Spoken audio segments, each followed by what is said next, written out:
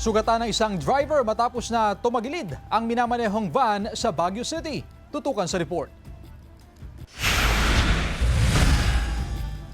Tumagilid sa kahabaan ng Suelio Road, Baguio City ang aluminum van na ito pasado alas 10 ng umaga noong Sabado. Una raw itong tumama sa concrete gutter bago tumagilid ayon sa pulisya.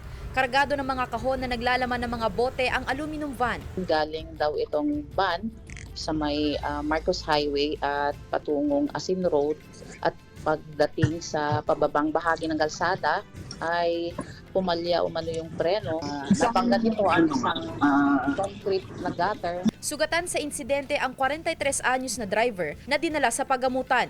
Maayos na ang lagay. Mula Enero hanggang sa kasalukuyan, nakapagtala na ang Baguio City Police Office ng 140 na vehicular traffic accidents. Bagamat mas mababa ito kung ikukumpara sa naitalang 156 na insidente sa parehong panahon noong nakaraang taon, nababahala pa rin daw ang mga otoridad.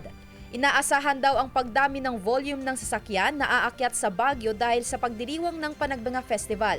Kaya paalala ng pulisya, Sundin ang mga signages at batas trapiko. Huwag mag-drive kung sila ay nakainom, sila ay puyat o may sakit. dagdag ng PNP, habaan ng pasensya sa kalsada dahil sa nararanasang mabigat na daloy ng trapiko sa syudad. Sandy Salvacio, One North, Central Luzon.